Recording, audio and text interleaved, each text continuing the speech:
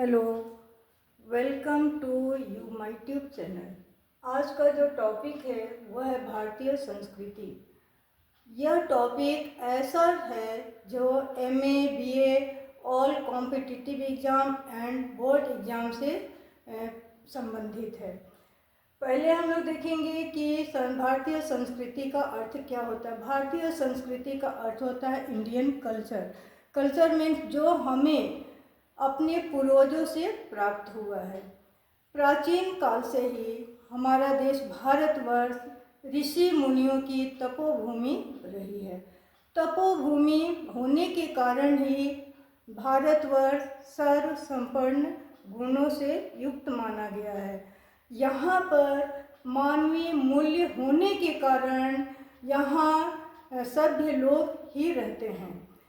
हमारी जो भारतीय संस्कृति है इसके अनेकों विशेषताएं हैं और अनेकों विशेषताएं होने के कारण यह विश्व में सर्वश्रेष्ठ देशों की श्रेणी में भी गिना जाता है। भारतीय संस्कृति की सबसे बड़ी विशेषता यह है कि यहाँ के लोगों में आध्यात्मिक, धार्मिक जो मूल्य है, मानवीय मूल्य, उसमें गहरी आस्था है। और यही कारण है कि बच्चों को प्रारंभ से ही यह सिखाया जाता है कि प्रातःकाल उठने के बाद बड़ों को चरण स्पर्श करना चाहिए। बच्चे उस गुण को अपने आप में आजीवन तक निर्वाह करते हैं। तो ये हमारी भारतीय संस्कृति की एक बहुत बड़ी विशेषता है। यहाँ अरुण यह मधुमय देश हमारा, जहाँ पहुँच अनजान क्षितिज को मिलता एक सहारा। तो हमारे देश की सबसे बड़ी विशेषता यह है कि हमारा देश वह देश है जिस देश में अनजान लोग को भी सहारा मिल जाता है।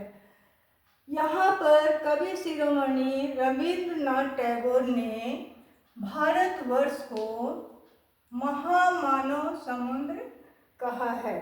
यानी यहाँ पर बाहर से भी जो लोग आते हैं वे इस महामानव समुद्र में क्या होते हैं, समा जाते हैं। यानी वे यहाँ से निकल कर के नहीं जाते हैं। प्राचीन काल में भारत को जम्बू द्वीप के नाम से भी जाना जाता था। यहाँ पर 7 नदियों हैं। 7 नदियों के होने के कारण इसे सप्त सिंधु के नाम से भी जाना जाता है। भारत में चूँकि सभ्य लोग ही निवास करते थे, इसलिए इसे आर्यावर्त के नाम से भी पुकारा जाता है। उत्तर में खड़ा हिमालय सा जगमग छवि माने रे, दक्षिण में ये जलधि लहरिया, झुक झुक चरण पखारती, जय भारती जय भारती। ये कवि का शब्द है। तो कवि अपने शब्दों में भारत की विशेषताओं का वर्णन किए हैं।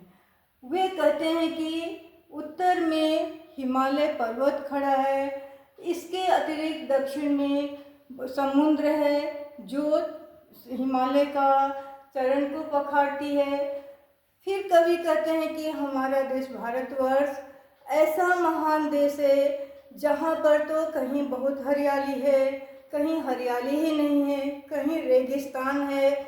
फिर भी यहाँ भिन्न भिन्न धर्मों के मानने वाले लोग रहते हैं और उनके रहन सहन, पोशाक, भोजन सभी कुछ अलग होते हुए भी वे सभी अपने को एक भारतीय माला में पिरोए हुए समझते हैं। यानी भारत की सबसे बड़ी विशेषता क्या है कि अनेकता में भी एकता है, जो हम अन्य देशों में नहीं पाया जाता है।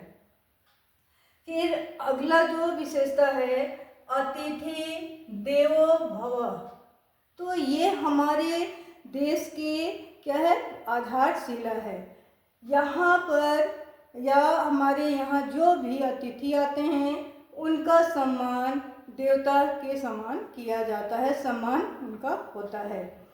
तो ये भारतीय संस्कृति की आधारशिला है। इसके इसके अतिरिक्त संपूर्ण विश्व बंधु, तो जितने विश्व के जो भी देश हैं उन सभी देशों को हमारा देश भारत क्या करता है, बंधु भाई को समान समझता है।